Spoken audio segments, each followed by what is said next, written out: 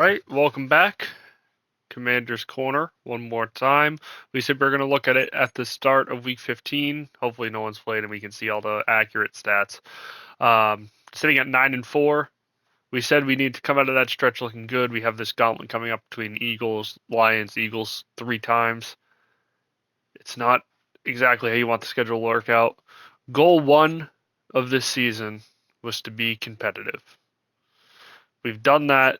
Goal two now is just make the playoffs. I mean, 10 wins might be able to do it. We'll look at the schedule, see what everything's at. Second offense, 36 points per game. Third offense, 36 points per game. Really close offensively. Defensively, he's probably blowing me out of the water there. Not that matters, apparently, in this game. We'll look at the last few games since we last checked in, our schedule, standings all across, see who's looking like they're in, who's out. Last time we checked in here, it was the Saints game. We went 1-2 in the stretch. We did beat the Bills. Excuse me, no, it was the Giants game. So we went 2-2 in the stretch. Beat the Bills, which was nice. Obviously, he's won one. I don't know if it was the first or second one that he won. That was a big game. We'll look at this one first. What went wrong? 42-28. Turnovers does it for this game. Just awful. That side, we controlled time possession otherwise. Yardage wise, we moved the ball. Just too many mistakes here. 4 interceptions. Jayden Daniels. Completion percentages there. Just got to stop making stupid mistakes. Rush game, it's going to continue to be as good as it's going to be. Gave up 2 touchdowns to Shaheed. Long bomb. Gave up another big one to Harrell, which we said going into the game, we're fine giving stuff up to Harrell. 65 overall receiver. You're going to have to give it up to somebody. Just don't give it up to the other guys. So we couldn't keep track of that. Olave kind of got shut down. Vele got shut down for the most part. Don't believe there was many sacks given up by the 2. So that left side of the line didn't hold up very well, but is what it is. You're going to have some games where that happens. That's another thing. We said he wasn't generating pressure all season long. He got 3 sacks this game. But the turnovers coming from, I don't remember when I threw these picks. I'm sure one was a garbage time one, but just too many. Same story. Most of our losses this season, it's the same story every time. Turnovers caused it. We missed a field goal. Again, that kick meter just gets my ass all the time. So just bad game. Move on to the next one. This one wasn't very confident heading in. Ended up having a great game. Gave up a bunch of yards, 600 yards gained from his offense. We gained 500. Got out to a lead early, 14-zip to start. Kept the turnovers down. Turned the ball over one more time. We won by a score. It's as simple as it gets. We did convert a 4th down late in the game. Completed 2 all game, but the one late in the game to really push us over. Got a 2-point conversion as well on that same drive. Didn't control time of possession, one of our lower clocks so far this season. But a good start. Jayden Daniels didn't have to do much. Don't throw it. Don't turn it over. Was kind of, once I got the lead, was kind of the game plan. Josh Allen threw 2 picks, one early, one late. Chad Price just went crazy. 91-yard rush. He had another 86-yarder, I think. And just kept his averages up high. We couldn't stop the run either. Jayden Daniels had a touchdown on the ground. Kept Josh Allen's legs in check. A lot of rush yards this game. Jerry Jeudy, we knew somebody was going to get it from Buffalo. I was fine giving that up, considering where we were leading, especially at the end. He did miss a game-tying field goal to go into overtime, but it was just a tough field goal, over 50 yards. Field goal percentage is not super high in this league. James Cook touchdown as well. Receiving. Sack-wise, only gave up 1. We got 2 from Jackson, 1 from Alexander, 1 from McGee. Interceptions from Guerrero and Trey Amos, who's had a great season for us. Don't believe there was anything defensively. and we did have one fumble. Or we lost a fumble, it looks like. I don't remember fumbling this game, but I don't know. We'll check who fumbled. Maybe it was Jaden Daniels again. We'll look at... That wasn't his only fumble. It was Jaden Daniels, 2 fumbles, yeah. So he recovered a fumble to get back in it, but that's okay. It was at the start of the second half he got the fumble. That's right. But we escaped with the win after he misses a game-tying field goal. Never know how that overtime would have went. This Jets game was really frustrating. We had the lead early. We outgained him yardage-wise. Bunch of first downs, 25 first downs. We were just moving the ball so well. Didn't convert on third down late in the game. Had 2 turnovers. Again, turnover battle decided the game. Red zone-wise, we did pretty well. Got the time possession barely. It was pretty even. Jaden Daniels had a great game. 26-32, 4 touchdowns, 400, probably my best passing game so far this season. And when we had the lead, Chad Price also a decent day. When we had the lead, Jaden Daniels fumbled at the start of the second half. Which is no big deal. We still believe we're still tied at that point. And it's just back and forth shootout in the second half. And he had the lead by 7, and Jaden Daniels fumbled again, made it a 10-point game. And it was just, crawling back with 3 minutes left down 10 is not very easy, especially when you give up 300 rush yards. Luke McCaffrey, basically unstoppable. Ben Sinnott, his best game of the season. Lane had another 2 touchdown day. He's been a touchdown magnet. Calcaterra got a garbage time one. We gave us a position to get an onside kick and tie the game with a field goal, but just wasn't able to recover it. Wish we would have after fumbling like we did, but is what it is. Didn't give up much pressure, didn't get any pressure either. No picks thrown by either side. Fumbles, I believe we're both recovered. Yeah, both recovered. Josh Sweat got one. Rookie Nick Butler did miss a field goal as well. So lose by 3, miss a field goal. It was 50. Yeah, I think it was 54 yards. But it is what it is. Fumbles will happen. I didn't force any stops really, so it's on me just as much as on the game. This game with the Giants, quick review. We just early on controlled it 24-7.5. At that point, it was just run the ball, get out. Don't be foolish with it. We have 2 running backs that are really good at football. Won the turnover battle. He threw 5 interceptions, if I'm not mistaken. Third down conversions, didn't really have many third downs, so didn't get the chance to get many of those. He did win time of possession, but that's actually really interesting considering the score, but we were just running the ball and moving it effectively. Did throw 1 pick, 8 for 12. Not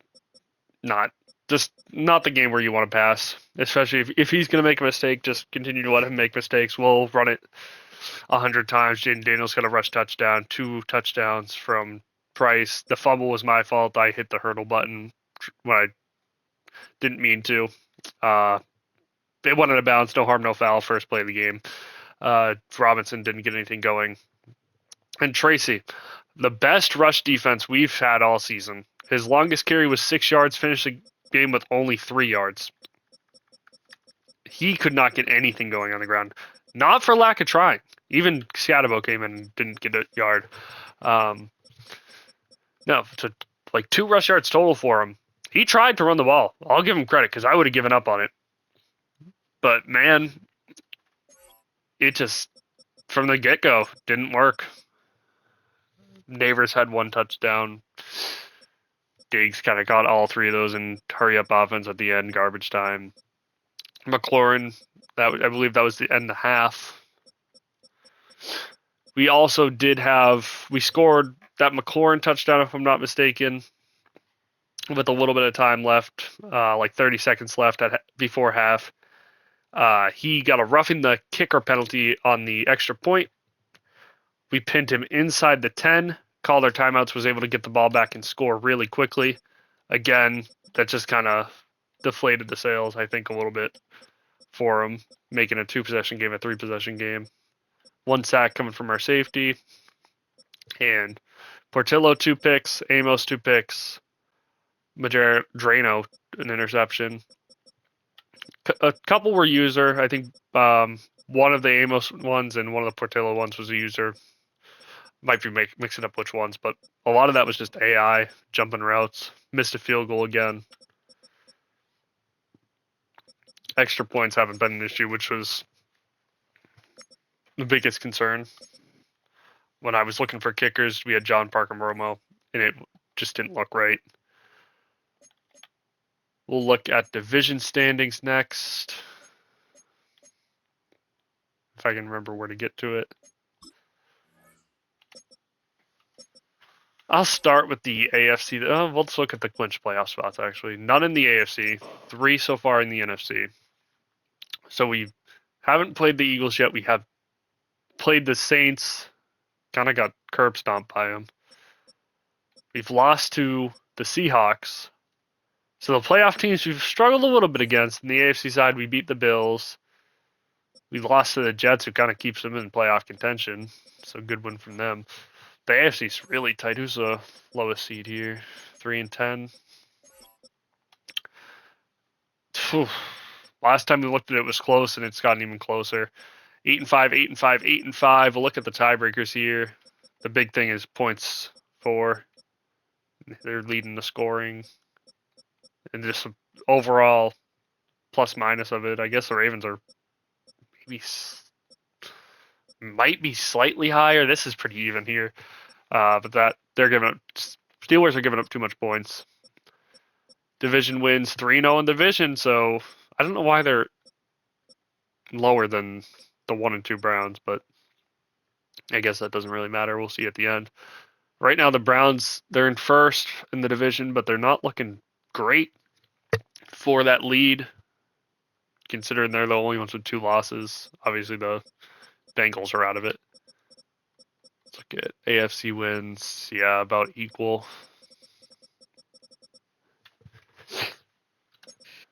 This side, Colts, Jags.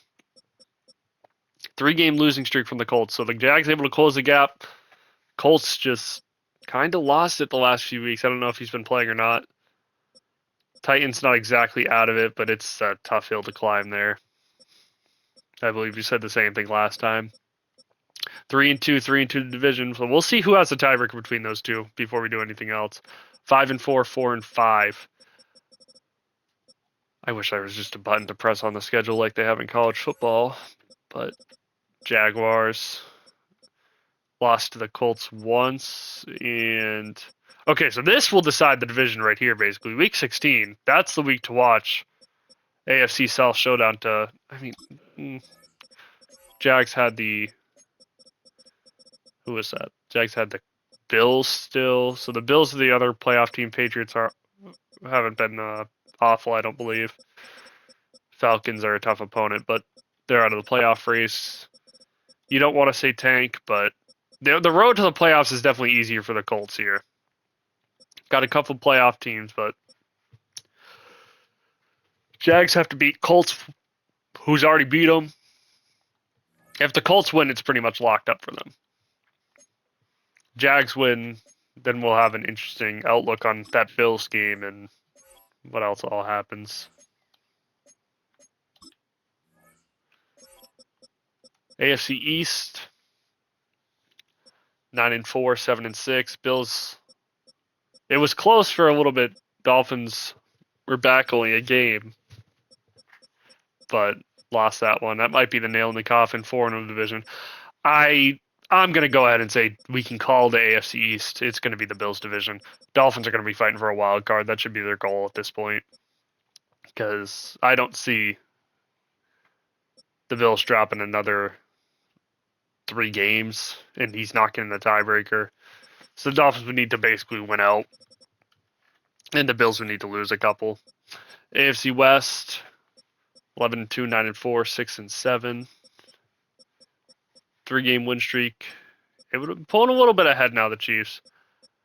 3 and 0, 3 and 1.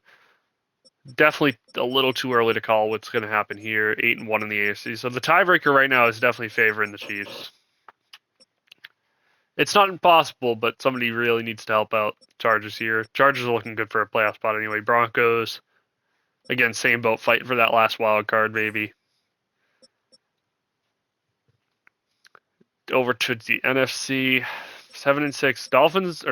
Dolphins, Lions, 2 straight losses. I don't know what his schedule's coming up. He's got me coming up though, which isn't the easiest game.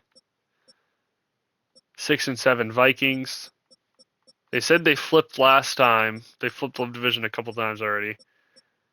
3-3. That's so the Lions are already guaranteed the tiebreaker. So you need to make up 2 games if you're the Vikings.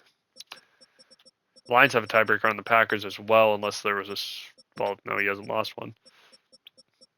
So yeah, we're looking at a Lions division lead. He'd have to choke it away,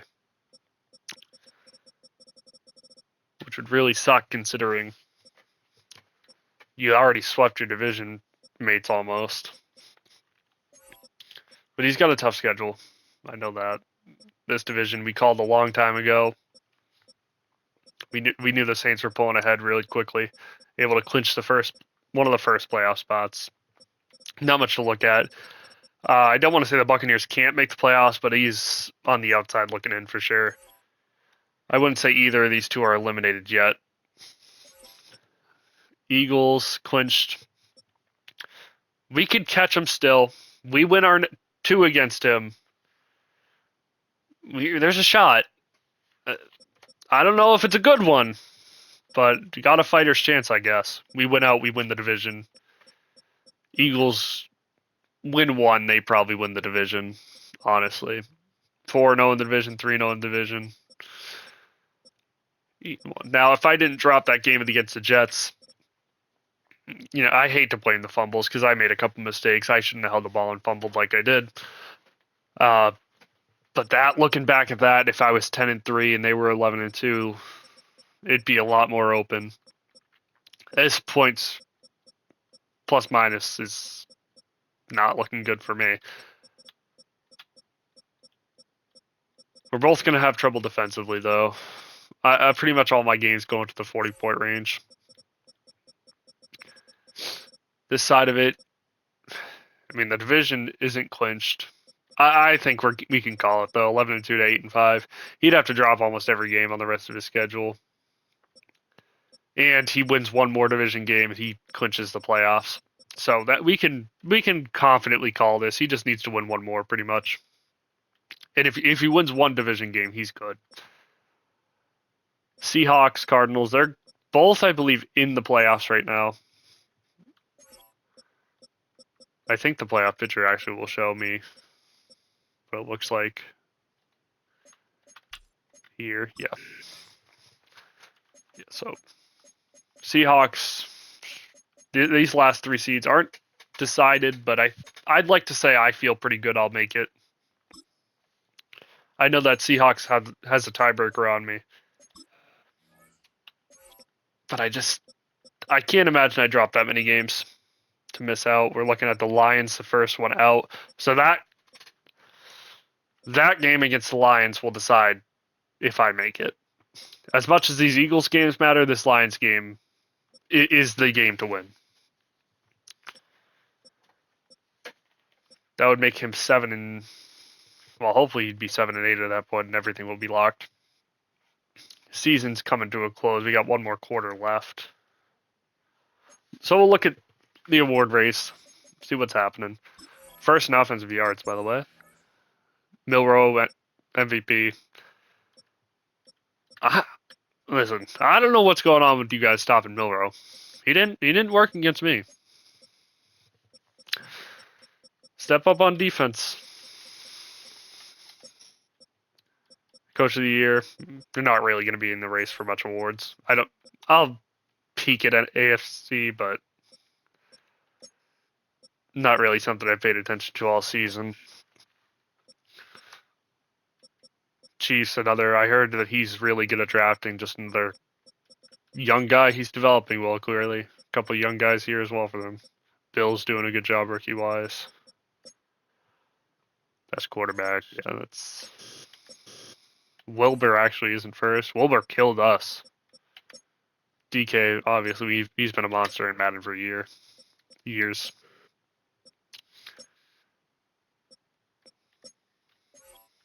NFC side, Jahmyr Gibbs, of course, 2,000 rush yards already. Damn near could get 3 depending on how this goes, especially playing me on defense. Drake Jackson, he was first a couple weeks ago. He's fallen down a bit. But we could make a run for this. Stuntsman, it was Stuntsman and Jackson 1 and 2, and I threw a pick to Stuntsman. He didn't give me one back. Offensive rookie of the year. I don't even think we have really any offensive rookies playing besides offensive linemen. Defensive rookie. We're pretty much out of that. Best quarterback. Definitely not going to win that one. Running back. Good luck catching Gibbs. McLaurin's up here, which is nice to see. Best O-line. I hate this award. I think they should just take it out of the game. It means nothing. Best D lineman. A lot of. Oh, Jesus. 3 Eagles on the best D lineman list. Best linebacker. Not much going on here. 1 commander shows up, and Amos able to get into best DB talks a little bit. 3 interceptions the last couple weeks. Best kicker. The Eagles again. So no shock, we see a lot of Eagles. We'll look at their stats, see what's going on here. How did they win games? 29, 8 interceptions, so just not turning the ball over, no shock. Running the ball, 9 yards a carry, 8 yards a carry for his backup. So just stop the run, which that never goes well. Receiving wise, tight ends. Interesting, his tight ends is leading receiver by far. Not sure where A.J. Brown is at. Goddard's his backup tight end, so he's ready for an injury too. Just a well-built team. 5'8" receiver, deep threat, 93 speed, 94 with whatever he has on. What's this guy's speed? 90 speed tight end, that makes sense. 90 speed rookie tight end. Otherwise, tackles, doesn't really matter. Tackles for a loss, 20. Whew. 11.5 sacks, 9 sacks, 7.5. So it's really 3 guys getting pressure, and that's it. Jordan Davis not getting back there. He's not blitzing. He's just sending his D line, which I don't blame him when you're getting this much pressure. It doesn't really matter if you blitz.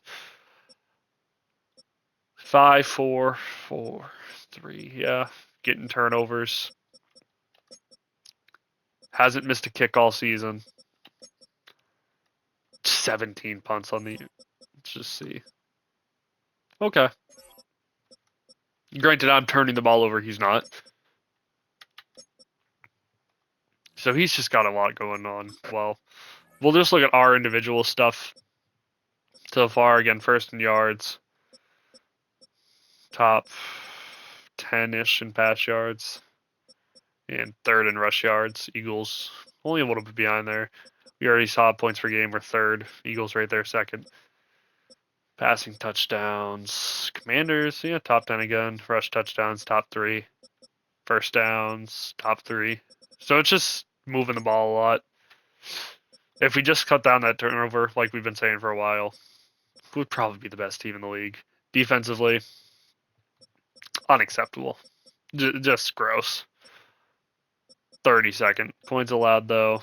I mean, we're giving up the yards. We're a bottom 10 defense, too, but we're not giving up the points.